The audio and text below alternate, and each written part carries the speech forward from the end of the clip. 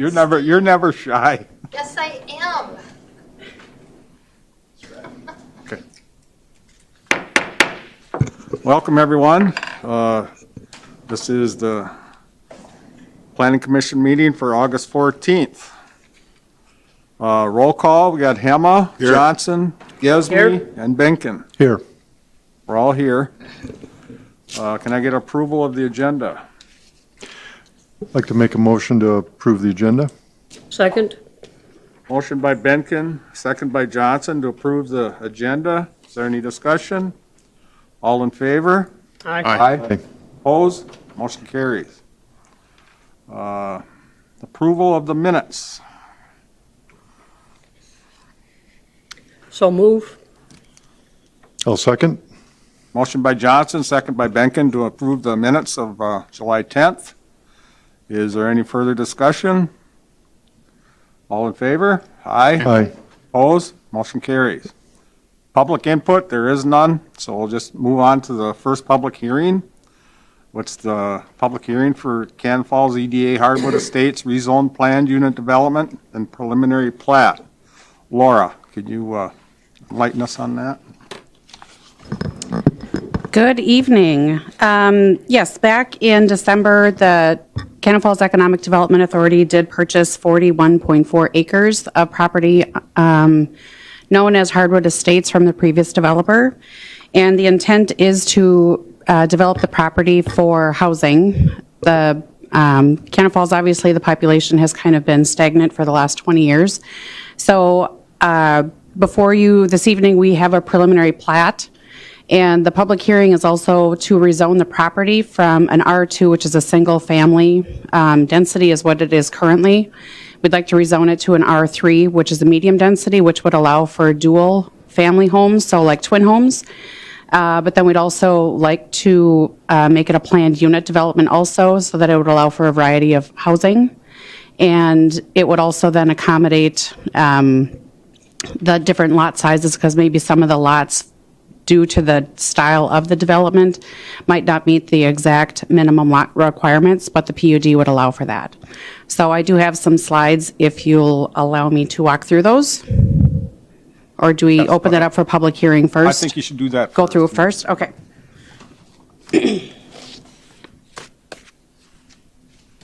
Will they toggle to it? Oh, there they go. Okay, so for reference, the parcel of property is going to be just across from the Cannon Falls Area School campus. So we've got Highway 19 running here. This would be St. Ansgar's. This would be Our Savior's Church. This would be the Cannon Falls School campus. And then this area right here would be the Cannon Falls Cemetery. So this would be the new Highway 20 or County 24 connection. So this is our 40-acre parcel that we're talking about. And like I said, the EDA owns the property. We did buy it from Glenn Mulvihill on a contract for deed. And WHKS is our city engineer, and they're guiding us on this project. And Jesse Preston also works for WHKS, and he's the one that helped us with the development plan and the concept. So just a little bit of background, like I just stated, we're asking for a rezone from an R2 single family to an R3 medium density, which allows for that dual family style unit. The whole development will not be townhomes. We'll have a mix of single family and dual family. And just in relation to the city comprehensive plan, it does fit. I know that in your packet that I did include this map from the comprehensive plan, and it shows, I did circle that area, that parcel of property was identified, and again, this was from 2005, so 20 plus years, or almost 20 years ago. This was identified as a priority area for development for housing and growth. So we kind of checked that box right there. The project will accommodate the existing public services and won't overburden them, so our water and sewer infrastructure will be able to accommodate this development of 106 units or 106 lots. The traffic for phase one, which I'll show you in just a couple different slides, will also not cause any extra burden on the traffic, requiring any other roadways. We're looking at, and again, I'll show you that in another slide, but 72nd Avenue Way that comes off of Highway 19 right now will be able to accommodate the phase 1 of the project, which will be 29 lots, will be the first phase. And again, it also conforms to the current land use per the comp plan. So, so this is the overall development. And I do have, on the left-hand side, I do have it broken down into what the different phases are. Now, keep in mind that phase 1 on the bottom left, this phase 1 here, so this is 72nd Avenue Way coming in. So these houses, this is the most recent house that was just finished by the Cannon Falls Housing Construction class and just sold a couple weeks ago. So this roadway is where our development will continue, and it will come down, and then it will start with this cul-de-sac area. So again, the orange, I cut off the legend just so that I could make the map as big as I possibly could, but the orange on this preliminary plat are actually going to be the dual or the twin home units or twin home lots, so that's why they look a little bit more narrow. And then the pink are going to be the single family lots. And I will show you in a slide or two what some of those are going to look like, or what those homes would most likely be like. But for phase 1, like I said, it's going to be 29 lots. Those will be 10 townhome lots and then 19 single family lots. And then phase 2 would be 25 lots, phase 3, 25 lots, 26 lots for phase 4, and then that would also include the park. The parkland area would be kind of up on the northeast part of the development, and then be kind of up on top of the hill. So it'd be I believe it's going to be the highest point of the property. Is that correct, Neil? Does that sound right to you? Okay.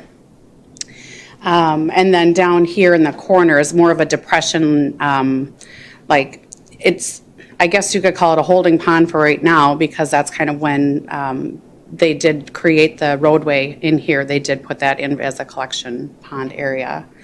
So the parkland area will technically be a 2.5 acre active park, which usually for development this size would be, it should be about a 10% park area dedicated. However, in a PUD, we can also, well, actually in any type of development, we can do a mix of park area dedication along with a cash match. So we'll probably, which I believe is like about $56,000 or so, which would be put into creating that park. So, and we did get approval or a recommendation from the park board last month to move forward with this project. They were happy with the area that we had dedicated to it. Because as we expand into the future, hopefully by the time I'm retired, if we were to move into, if we were to develop southward, there could be, possibly there could be a park on this end that would serve the houses on the other end. But that's getting way past my retirement, hopefully. So, but anyway, so that's what the phases look like. And then the holding pond, which there's already kind of a depression right there from the houses that are that exist already, but that would be created more so, and that would serve the area. So this is just kind of, again, showing what our first phase is going to look like coming in. And then I don't know if you're going to be able to see this too well, but this parcel of property has a lot of, when we had got the soil report and the geotechnical report from it, it showed a lot of rock in this property. So based on that, to try to minimize as much excavating or blasting as possible, our engineer had suggested doing a mixed style of homes, as far as some might be walkouts, some might be slab on grade, some might have basements, which will actually suit a multitude of different, types of families or homeowners. So you'll see, even within the same cul-de-sac or the same area, we might have some walkouts, around the cul-de-sac here, but then there might be ramblers right next door and across from each other. This might have a lookout. This will be a duplex. Again, these are going to be the twin home duplexes. But again, we're trying to minimize and just be cognizant of the topography itself to try to minimize as much excavating as possible. So that's kind of what we're looking at. And this road technically will dead end in anticipation of future development. So that's what I have. So I would entertain any questions that you may have. Or I can defer to Darren. He'd be happy to answer any engineering questions. What I too. think we'll do is we'll open up the public hearing. Absolutely. And they can have Absolutely. questions where they want to. Just leave this up? Okay. So at this time, I'm going to open up the public hearing for Cannon Falls EDA Hardwood Estates rezone planned unit development and preliminary plat. Anyone wishing to address that could come forward to the mic.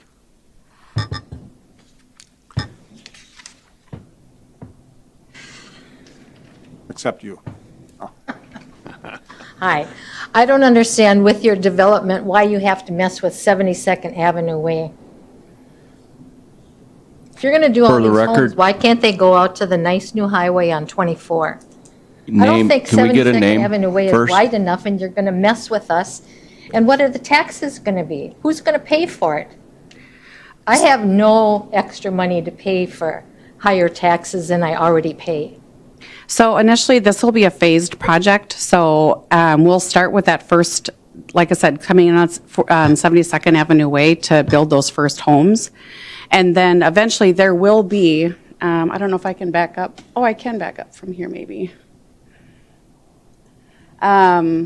Eventually, you'll see that there will be other roads that will be created as we create the other phases for the project. So like we said, for the first phase, our engineering team has determined that it will be able to handle the first phase of those 29 homes.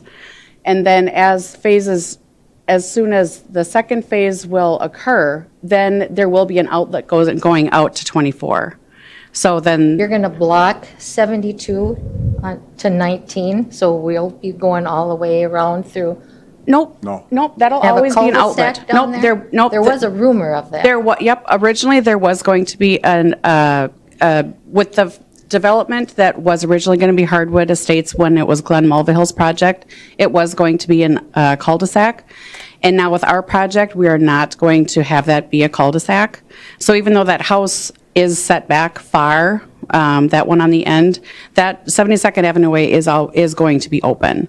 So eventually there will be a turn lane, there will be a bypass lane, but that will be part of the phases as we develop the project. I think you should leave 72nd Avenue Way as a dead-end road. Can you state your name for the record? Priscilla.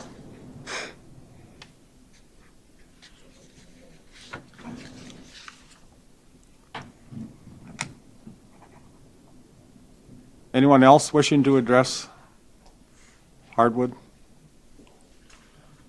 Second call, anyone wishing to address Hardwood? Third and final call.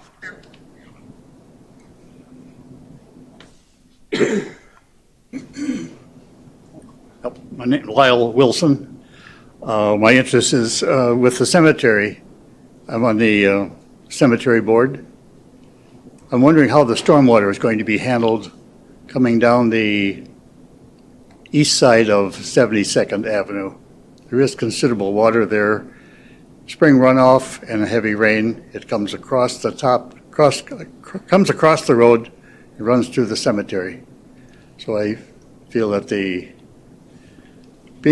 having dealt with the development about 20 years ago, I know how stormwater was handled then.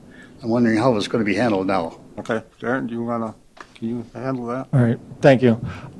So the stormwater that's currently draining there will still continue to drain through there.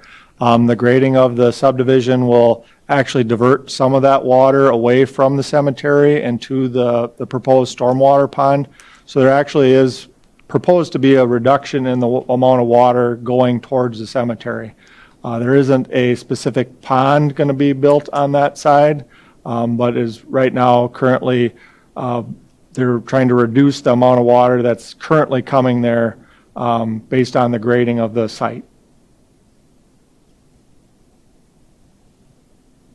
Is there any other persons that want to address the, let's see, should I do the 3 calls again? Anyone wishing to address the public hearing? Second call, anyone else wishing to address the public hearing? Third and final call? Okay. I declare that public hearing closed. Should we discuss this now or wait till after the, Yeah, let's do the resolution first, and then Okay. we'll go to the second one. committee? Would it be the opportunity for us to ask questions now? Just some clarifying? Yep. Before we get the resolution. So Laura, just a couple questions. I think I know the answer to this, but I just want to make sure we're doing the right thing here. So a long time ago, the comprehensive plan and zoning was determined. It was determined R2, which I'm assuming was kind of the model at that time. Today's model is more mixed use and a variety of housing. So is that assumption correct, that today the way we go about developments like this is just different than what it was planned for initially? That is correct, and I believe that, when it was annexed into the city originally, and that was before Mulvihill had owned the property. I can't remember what it was brought in as, but I think that his preliminary plat at the time was just going to be single-family homes. There was no multifamily units. There was no any type of mixed use. It was, I don't want to say it was cookie cutter, but I mean, like, the lots were pretty similar in size and everything. So an R2 fit exactly what he wanted to do.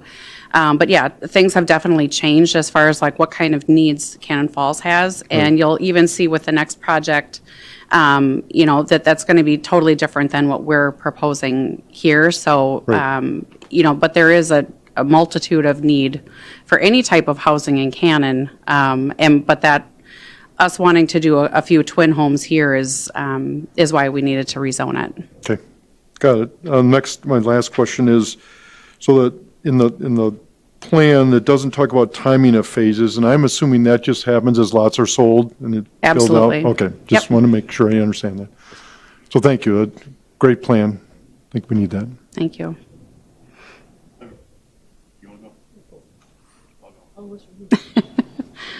Okay, 2 questions. One is, sorry. 2 questions, basically engineering, I guess. You mentioned that the soil and rock conditions vary throughout the project. Are you going to identify which lots are appropriate for a specific style of house then, based on that? We can propose at this point, as construction occurs, and then we actually dig through the rock or not rock, then it would be, you'll be able to at least identify a little bit closer what's more appropriate. So preliminarily, we'll say which one's best for walkouts or slabs, but if we find something that is like really hard rock, then we would potentially let the EDA know, like, hey, this is probably not the area to build a full basement. This is probably something. So we do have soil borings, but as you know, we can't see underground. So there's lots of issues that we have run across where we're like, we will make changes based on what we encounter as we go. So how would you identify those lots up front? So up front, we would basically, based on the grading of the lot, if there was a full, like a walkout or a full basement or such, just kind of label it what we think would be the best use of it. However, if something we had designated like for a full basement, like a Rambler style, and as we were digging in the sewer and it encountered hard rock, we would maybe then recommend, hey, this is probably not the place to put a full basement. Would those utilities be in place prior to selling those lots? Yes, correct. Then So- you would have a Yes. better information, Yep. and then you would make sure that the people who are looking at a specific lot would know what they could. get Correct. into. You wouldn't Correct. want to come back at you later. Yes, correct. So if someone were to purchase a lot, a home builder or even a private party, Sure.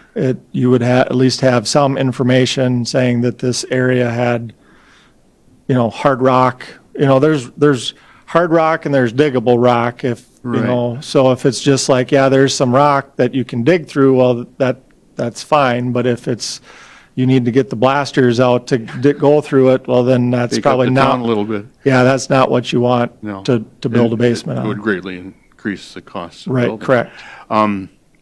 Thank you. And then the other thought that came to mind was, it's great you're having a park area. That's super. I didn't see any parking or access to the park other than an open lot.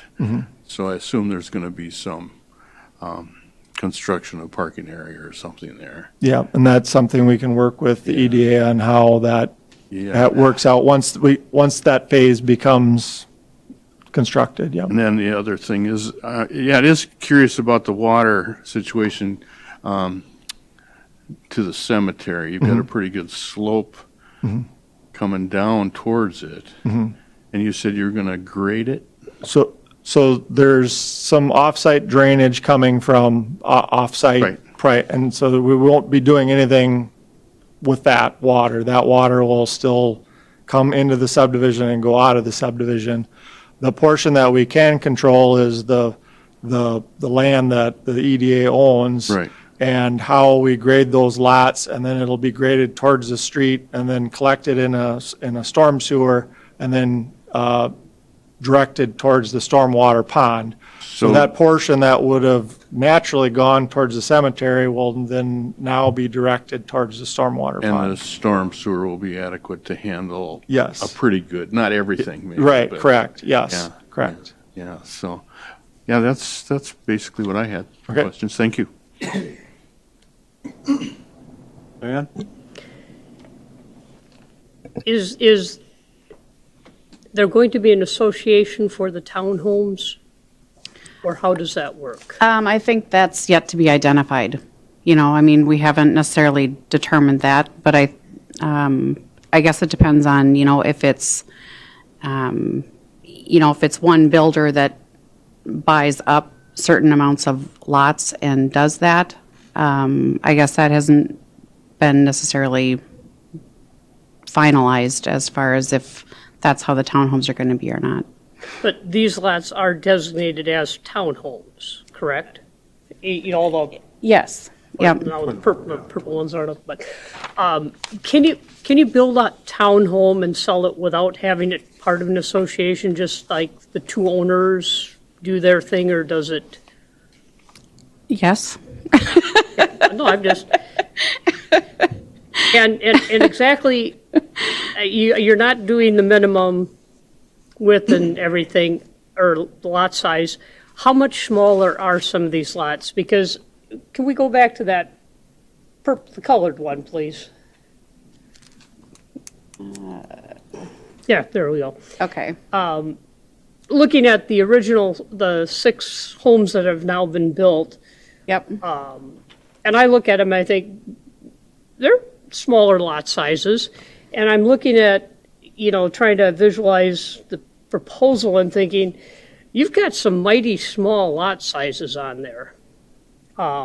Well, keep in mind that the orange ones that are the townhomes, those are going to be smaller. But still not up to city code. 'Cause that's why Those actually are, I can't hardly see them. I don't know if I'll be able to see them. Twin home? I think that the twin homes, those lots, I believe, are, I want to think that those, and I think they had to be 60. So a townhome lot, I think, had to be 60, and those are 50. So I think that they were like 10 feet short.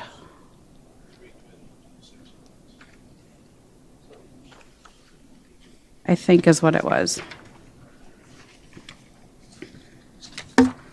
But correct me if I'm wrong, like, on that, Matt, good question, Diane, let's just pick lot 1 and 2.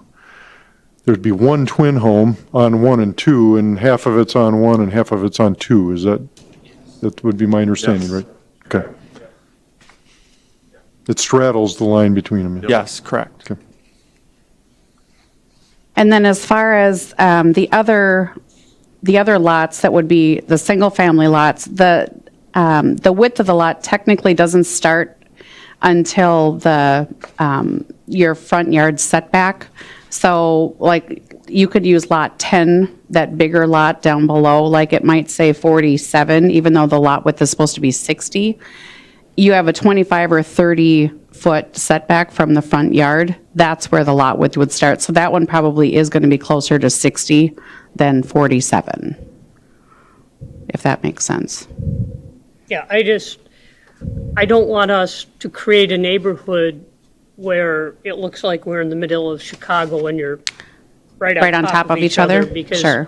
I don't believe that's fair to anybody we would want to invite to Sure. live in our town. Yep. Do we have and this is probably an engineering thing, or preliminary cost, the infrastructure costs for phase 1? I don't have that on me. No, I don't. Who pays for the infrastructure? The city. The city, City will pay EDA, for EDA does. streets, gutters, water, Yes, sewer. inside the development. So this is in conjunction with 72nd Avenue Way, getting a street connected to that one as a separate project. Question is how long then to recoup those funds? I mean, the funds are coming from the city. Well, but Correct. they'll be paid back through lot purchase. So if it's successful, they'll be paid back. But you're probably looking at upwards of 500,000 or more for Yes, yes. that. The city, we have to have that in the city budget then somewhere to pay for that. And it could be,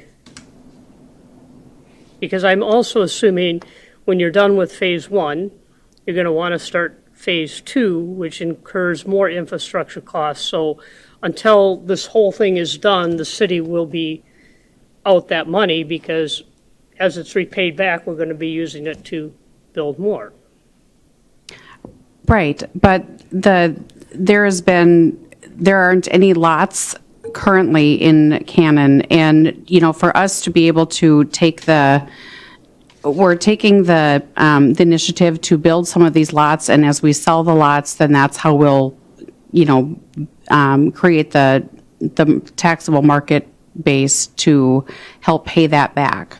And, you know, we'll sell the lots, and that's kind of how you know, our goal is different than a developer where we're trying to just break even with covering the cost for the infrastructure, you know, so we have a different, I guess we have a different mentality and a different goal. And, you know, the superintendent is here tonight too, and, you know, trying to increase enrollments, increasing the housing, you know, so we have a different kind of angle that we're coming in at, you know, there's different benefits by providing the housing development that we're trying to create. And that's fair. Yeah, and I also know that we've got 2 more developments, one which we're Yep. looking at tonight. Yep. And I've been told that we don't have that money and we're keeping all of our city departments, you know, down to only a certain amount of increase. It's hard for me to accept then that there is $500,000 or more dollars of taxpayers' money that's going to be spent on this project. And And, yeah. and that will continue until the whole thing is phased out. Because yes, we repay it as we sell, but then we're going to spend that amount, if not more, on phase 2 and then phase 3 and I But can't remember, is I there guess, phase 4? Commissioner And that's Johnson, a quick question. That's not, Yeah. we're not here to debate that. That's already been approved by the Council council. that right? really So that model and how it's going to be Right. financed and taken care of, that's Yeah. already Right. done. Just so And- they have, just so the council has some idea of what kind of success you have to have before they recoup their funds. I mean, it's just, a basic thing. That's not for us to. Right, and that's exactly correct. I mean, that's what the finance committee and that's what the council is, that's what their role is to approve that, whereas tonight we're looking at the concept of this and if this is the right fit for the city. Okay. Thank you.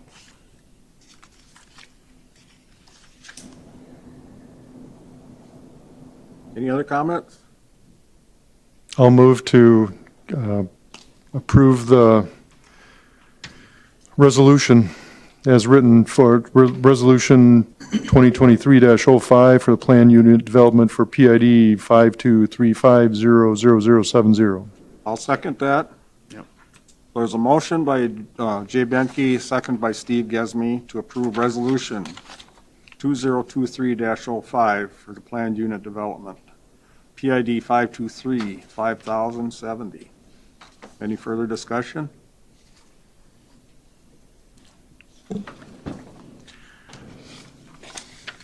All in favor? Aye. Aye. Opposed? Nay? Bruce, what'd you say? Yes. Just passes 3-1. Okay, so.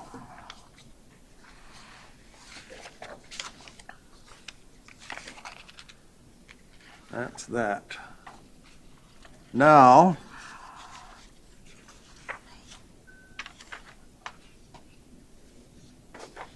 Move on to public hearing for Leon Endres, Timber Ridge Rezone Planned Unit Development and Preliminary Plat. Zach, you're up. Good evening. Staff is recommending approval of Resolution 2023-06 for the developer's request for a preliminary plat, partial rezone of urban reserve to R3 planned unit development and rezone of R3 medium density residential to R3 planned unit development. Mark Sonstegard is here to give you an introduction, go over the narrative, and answer any questions that may arise. So, Mark, if you don't mind.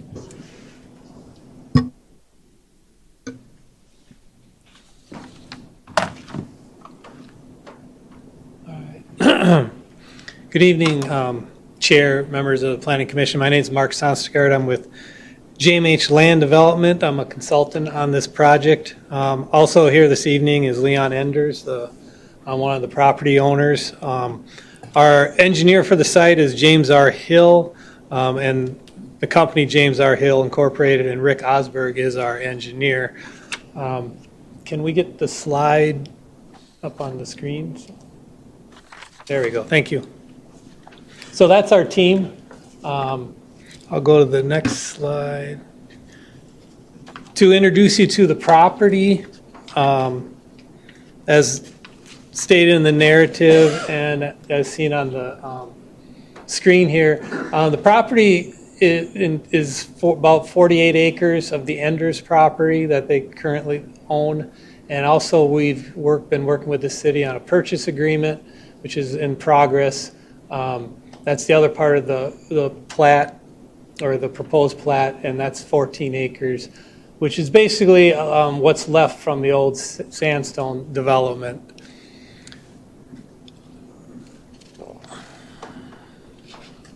I was going to go to here. So just a quick introduction on what our preliminary plat looks like. It does have a number of different type of housing types. I've labeled them. I'll just run through them right from top down.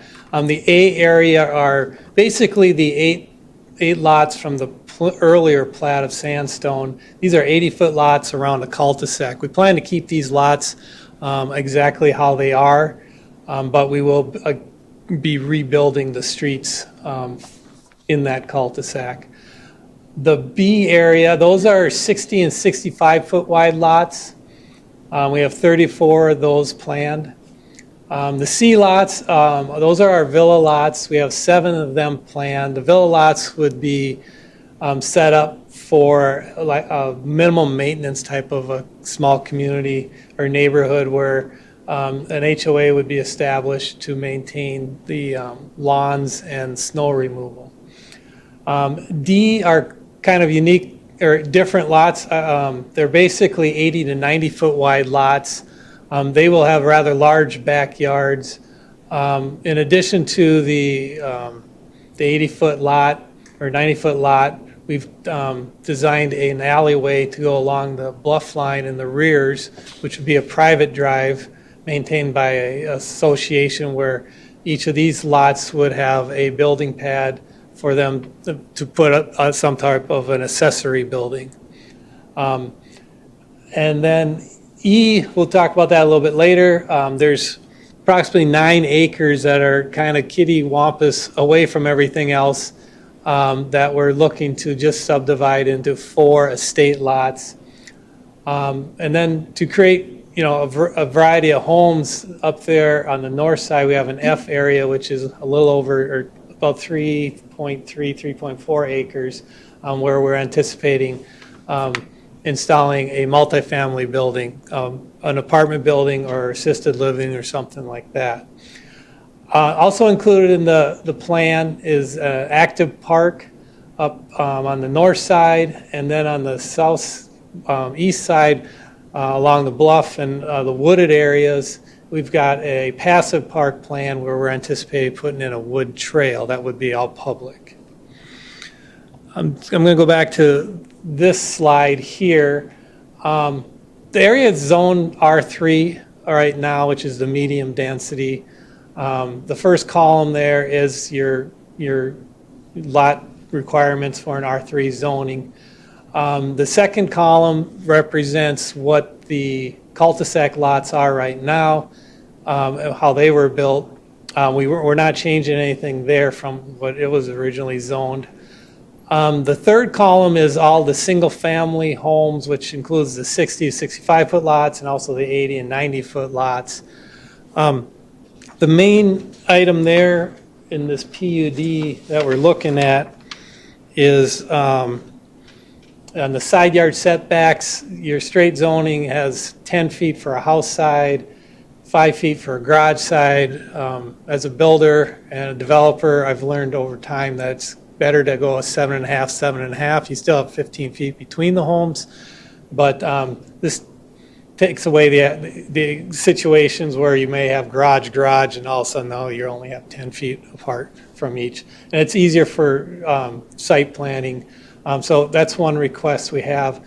Also going down the column, in your ordinance, your accessory buildings are limited to a 16-foot height with those larger lots with the accessory buildings down below with a separate pad. We're requesting that your building height be raised for this community for those lots. Then the fourth column over is the villas. We wanted to create a different type of or an alternative lot area in here. We see there's a need in the city for more of a maintenance-free, maybe empty nester type of home, or a single person's home that's not interested in maintaining their yard or mowing and shoveling. So we do have, these are, I'm sure we'll discuss this, but we have these laid out at 45-foot wide lots, and that's based on a 35-foot wide home that we're contemplating building here that I believe is being built down in Rochester right now, so in a villa neighborhood. And then also here we're looking at side yard setbacks of 5 and 5. And then the bottom, at the bottom, there's an error here, but in my narrative I've got that garage as 400 square feet here. It's 440, but we are requesting that would be another item for the PUD.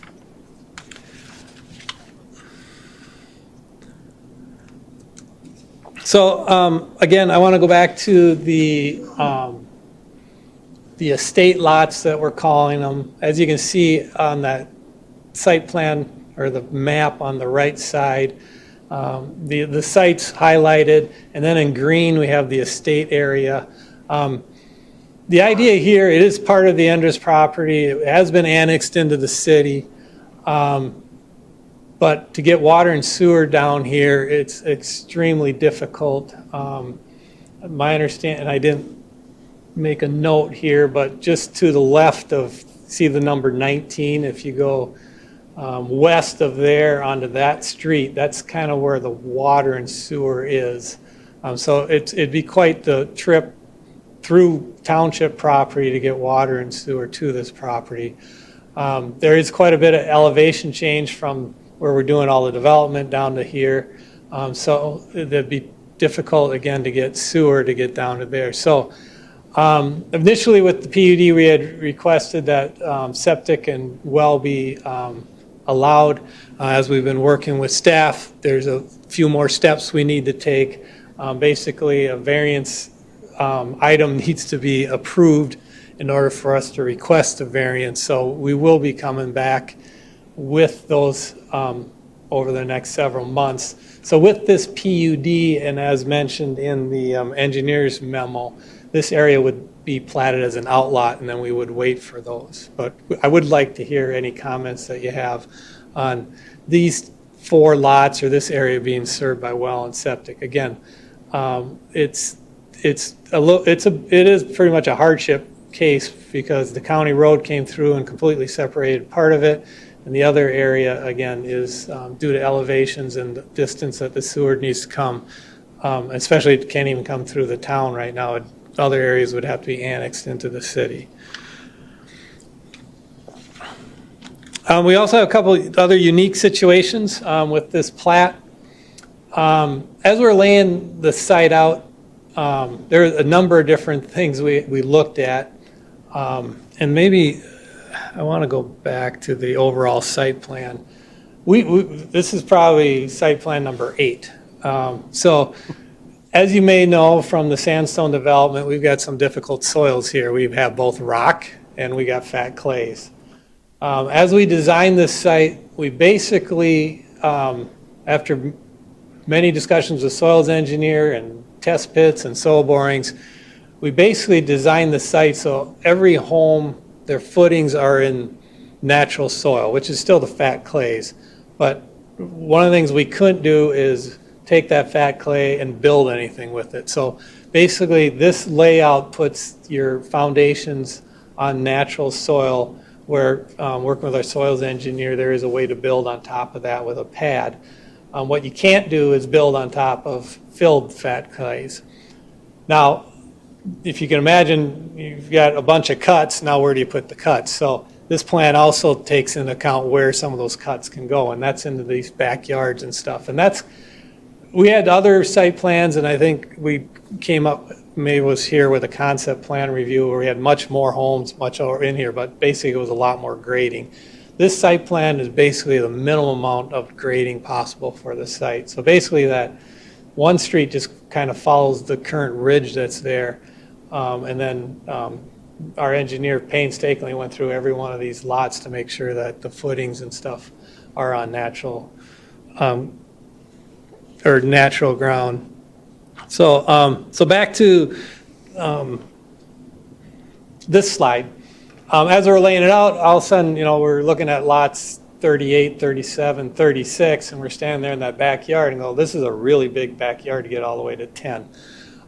So we've talked with a couple neighbors, and they've shown interest in acquiring those outlots. So rather than 37 being a giant lot that goes all the way back to 8, 9, and 7, we propose is to have outlots here. And this may not be the exact layout. When we come back to you with the final plat, we will have these lots reorganized and who will be buying them. But our thought here is that we could expand some of these existing lots so they can have a little bit more of a backyard.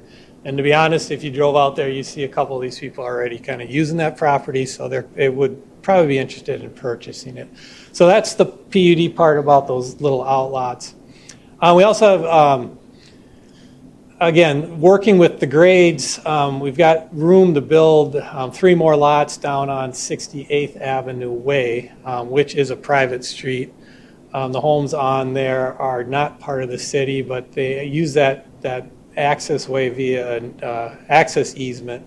We have talked with the owner of that, access easement, and we'll be working with easements for these 3 lots so that they can have access via that 68th Avenue way. Now, we've also been working with engineering on how to serve these 3 lots with city water and sewer. So right now, if you look through our plans, you can see that the water and sewer lines are coming off of Ridgewood Court. So the water lines are rather simple. They can run down the lot lines. But the sewer lines would have to be grinder pumps and little force mains pushing back up for those 3 lots. As I mentioned before, we're looking at, since we have that private alley and there's a number of things that need to be maintained and some architectural control and some rules and regulations on, just architectural requirements, the whole community will have one master association, which we will run through the build-out. And then the villa homes, again, our intent there is to have it, more maintenance-free living. So that would have a sub-association that would take care of your driveway snow plowing and lawn care. Also, so back to that passive park, we've got some wooded trails that we're anticipating putting in. So we will be working with staff on how to create access down the alleyway for the public to walk. So that's how they would get down through there. So back to the parks, so we're looking at, we're excited to work with the city on, a neighborhood park, 2.8 acre park up there next to the proposed multifamily site in the villa area. And then we got this large wooded area that, it'd be great to have a nice walking trail through for the public. So our plan is to clear a walking trail kind of where that path is, but it's going to be kind of fit as you go. So that is the plan for there. And the Parks Department, again, I think last week did approve this. Okay, so just go back in time to the old Sandstone development. Everything, if you drove out there right now, you'd have to, there's just a bunch of speed bumps out there and other interesting things to drive around. So our plan is to tear out all the streets. The blue area we will be removing and replacing, and the red just basically gets torn out and goes away. Compare that with our site plan. With an approval here soon, we are working for phase 1 to include the cul-de-sac lots, the villa area, and then get into the some of the new lots and start building our large holding pond. That would be phase 1. Phase 1 would probably be built in 2 phases, a little bit, or what we can get done this fall. We'd really like to get that cul-de-sac done and get a model and a spec home going. We're working with builders on that right now. And again, the villa areas, we're looking to get one builder there to build them all and then get them sold that way. So we're anxious to get that part rolling. So that would be the first phase. And with that, I know it's kind of quick, but I'd be happy to answer any questions you may have. Okay, thanks. What we'll do is, excuse me, we'll open up the public hearing and see if anybody wants to ask you any questions. Okay. That's okay? So as of right now, we're going to open up the public hearing for Leon Endress, Timber Ridge Rezone Planned Unit Development and Preliminary Plat. Anyone wishing to address this issue, please come forward, state your name and address.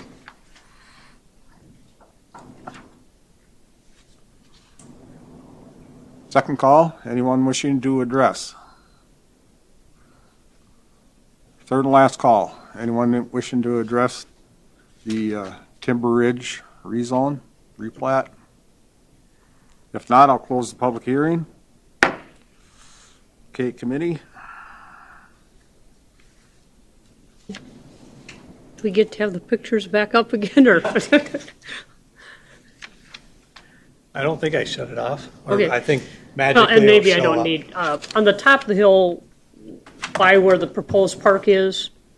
Right now, there's water that drains down into that little housing development that's at the bottom of the hill, behind Bluff Drive. My mouse show, oh, good, it does show up. Where Bluff Drive comes out. Yep, right here. Yeah, there's water that goes down that hill. In this Oh, plan. back here, okay. Yeah, right in that. There's homes down at the bottom, and somewhere by that last house, I guess water's going down the hill. Okay, so the watershed, and I believe it's part of the construction plans, but we will be we'll look into that situation. We will be capturing all the water, and maybe if you can see my circle, well, oops. Everything that I'm just kind of circling right here, does that make sense? Yep. Will be captured in the new storm sewer systems and then dumped into this pipe that's already here that goes down there. According to the engineers, this ponding has already been sized for this part of the development. So if there's some runoff that flows down here that's causing a problem, we'll need to look at that. I'm not aware of any, but it doesn't mean it's not happening. The other rest of this area, all these streets, all that storm sewer is going to go into here. And then underneath this part of the trail, we're going to pipe it down the hill and then outlet it into this ravine and let it go out this way. Most of it is naturally flowing that way today. We have a little bit down here. There's a culvert underneath this private road right now that picks up some of this, or this area right here. We'll capture that and do a rate control here and shoot it out that way.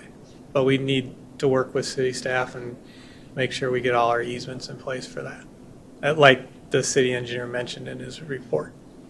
Did I answer your question? Yeah. Okay, thanks. I don't know that until you go up and look at it. And it might actually be more Bluff's Drive problem than your problem, but I just thought on behalf of the people on the bottom of the hill, I would mention it. Yeah, my understanding, we will be collecting everything in, all our new infrastructure will be collecting everything in storm sewer pipe, running it down the existing pipes that are already sized for it. You know, as long as you're there. All of these streets that you're building are going to be public streets? Yes. Okay. Oh, with the exception, we do have to work out an easement for these 3 lots down here. Okay, but the rest of the, Yep. okay. So, because both parks and our city parks, passive and That would active. be our plan, yes. And I'll ask before Bruce gets to do it, for the passive, if I wanted to drive over and walk around, where would I park? Good question. You would have to, there's a plan that we'll have to work out with our final stuff for a parking lot right here. And one of staff's comments has been, and I mean, it was in the Parks Department, can we create a shortcut through here to get to there to go here? So your parking would have to be over here, and then you have to go for a little walk through the neighborhood to get to the passive area. I'm assuming there'll be parking, street parking. in front Yes, of it. oh yeah, there's street parking, yep. Okay. Thank you. I have a question on the, I think it was called auxiliary buildings in the back of that. Accessory building. Accessory buildings, Yeah, thank that's- you. I'm using the. Or garages or sheds, Yeah, right? yeah, That's what it the is. city code calls them accessory. Okay. I can kind of understand that a little bit, but what it seems like is with those bigger sized lots down on that side and they're longer lots on that bluff side, right? The thought is of putting in pads back there for future accessory buildings? Yeah, we would grade the site so that there's a Oh, flat. grade area. it so you Yeah, could, okay. yeah, when I say pads, I meant grading, not concrete. A flat spot in Yeah, the lot? yeah. Okay. So you wouldn't have to do any large excavation to build that Okay. garage. And again, it would be up to that homeowner or the builder to put it up. But what we would build is the alley with the development. Okay. It's the private alley. Private alley, yep. And so are there builders or builders or potential homeowners that are requesting those kind of accessory buildings? I'm just curious. Not sure where that comes from. Well, it was kind of an interesting, imagine doing this site plan and the engineer says, okay, here's the best place for the road. And then we're looking at all these deep lots. I'm like, well, that looks like kind of a waste. What can we do here? What's a need? And again, these are going to be higher end homes, that are 80, 90 foot, which used to be the normal lot size. But in today's market, in the last 20 years, that's shrunk down. But, people have their toys and, the 3-car garage that pretty much covers you and your wife's and your kid's car. Now, where do you put your boat and your 4-wheeler and your side-by-side and, things like that? And here's a nice place where you can have your own accessory building. So, as far as increasing the height, that's not really going to be a big deal because the elevation change behind the house, it's not really going to look odd.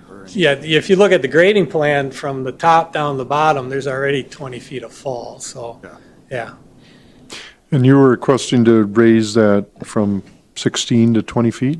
Yeah, we're just I trying to think get, I'm envisioning someone with an RV and they want a garage door that's 12 feet high. And then, if you have that 16 foot, and then the way you read your building code is your building height is halfway up the rake or halfway up your truss. So again, I'm just envisioning someone with a little larger vehicle that wants to park it in, that your 8 or 10 foot garage door is not going to work. They want to go with a 12 so they can park their camper in there. Okay. So that's kind of that's why that request is in there. Okay, I've got a question. On phase 1, you're going to remove soils, is that correct? On your cul-de-sac area? Yeah, so, okay, on this one. So if you drove out there today, Decorah Drive, that's coming in off the county road, and Sandstone Court, that's already built. So, and that street has failed. Yeah. So we will be removing the asphalt, removing the curb, removing the class 5, removing the sand, and then reconditioning that dirt and rebuilding it back up. Okay, and I understand there's clay underneath there? Yeah, so what we've been doing is we've been working with the city engineer on what is the best street section for that. Okay, that's what caused all the problem with the road to start with. But yeah, a large part of what we're finding after we've been doing a lot more test pits out there is the utility contractor, the grading contractor did an okay job, is the utility contractor didn't do a very good job backfilling and stuff. So that's what we're going to be identifying. Do you know how deep the clay is? Oh, the fat clays, it's the Decorah shale, so yeah, it goes down pretty far.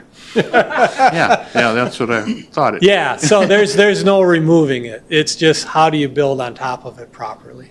Yeah, how do you? How do you build on top of it for it to last 100 years? Well, a couple ways. So on the new housing, if fat clay is, and again, it's fine if you leave it alone. It can take any type of a load. Yeah, but it gets wet. Yes, if it gets wet, it'll expand. If it dries, it contracts. So what the engineers, and this is what they've been doing on Bluff Drive right now, and what the engineer that we've been working with is suggesting is for your home construction, I'll start with the houses. For your house construction, you go down to your footing grade, and and you'll be in that shale or that fat clay. And again, it's solid, it's fine where it's at. If it gets wet or it dries out, it moves around. It's expansive soil is what they call it. And the construction doesn't open up that opportunity for it to get So wet? what our builder would need to do, go down another 2 feet, Okay, take that out, and then put in a sand pad, bring in right. 2 feet of sand, drain tile it so that water comes into the sand, hits the drain tile, and then goes away before it gets into the pad. And then he builds his footings on top of that. So you just drain tile where the foundation is? Around the home, yep. Around the home, Yep. not the whole lot? Not the whole lot, no. Okay. And then that's the recommendation that the current homes on Bluff Drive have been doing, Okay. and that's what I think there was another development to the northwest that they ended up doing, and we're using the same engineer that's been working out here, and that's what he's recommending. Okay.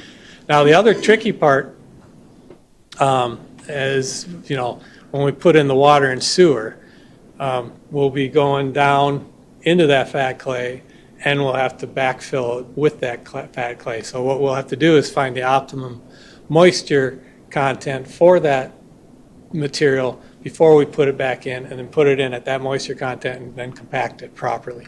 That's I think what happened here with the utility contract, didn't do that. So we've been working diligently with the engineer on that, and we're picking our contractors, and as we bid it out, and we'll have lots of conversations about, have you done this before and how do you do it?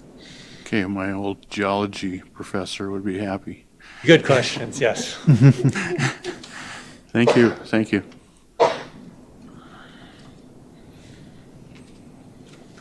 So just to, part of, if we approve this tonight, that has no bearing on these outlots down along 24, correct? That's a different meeting? Being the estate lots? Yes. Yeah, again, as the engineer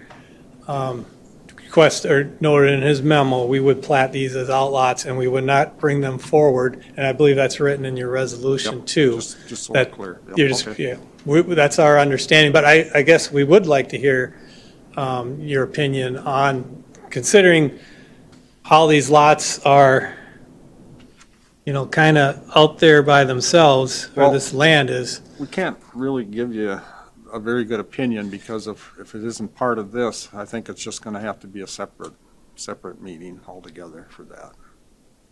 I do recall talking about that at one time. The general concept is you would be okay until the city develops such closer to that when water and sewer are brought down there, and then they would have to be connected. The requirement would be they'd have to be connected, at least that's what I'm remembering, when it becomes feasible and when it's nearby. Am I remembering that right? That's how we discussed it last. Yeah. So I think that's the language staff is working with on this particular variance, that if it is allowed, then what? Or, what are the criteria to allow it? And then what are the criteria if something came along? Correct. So- Yep. Okay.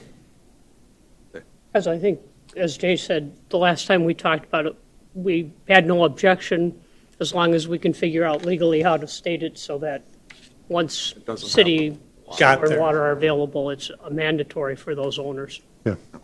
Would they also then be a part of this overall association, or would they be kind of, I would think they would not. Again, just to get a little bit into these site plans, and they're kind of interesting. You're looking for a compound with, 2 houses is a perfect place for you. But due to the access requirements from the county, those 2 access points that we have shown on the plan have already been reviewed by the county, and that's their recommendation. So the county's really only allowing us 1 access point on each side. So that's kind of why we have the shared driveways. And then we are working, the next step is to confirm those septic locations work, and we are in the process of doing that, getting the soils tested.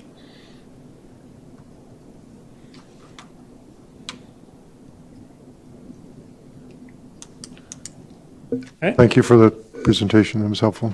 All right, thanks. Any other questions not for him, but for me? no? I think it's a Neil question.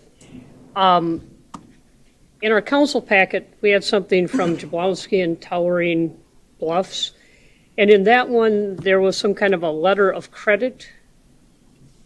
And I wondered, is that a different phase than what we're on here, and are we going to have that same letter of credit Correct. That's, this one too? that's the developer's agreement. That'll come later. Okay. Yeah. But that would be a part of that then? Yeah, there will be a letter of credit. It's based on how much the public infrastructure costs, and they have to put that up prior to construction. Okay. It seemed like a very good plan after what happened on the old sandstone. Okay. Definitely. Thank you. Anything else? I'm going to make a motion to approve Resolution 2023-06 for the Timber Ridge rezone, planned unit development, and preliminary plat. I'll second it. Motion by Gesme, second by Hema, to accept Resolution 2023-06. Is there any further discussion? All in favor? Aye. Opposed? Motion carries. Does anybody have anything else? Move to adjourn? Second. Any further discussion? All in favor? Aye. Thanks, everyone.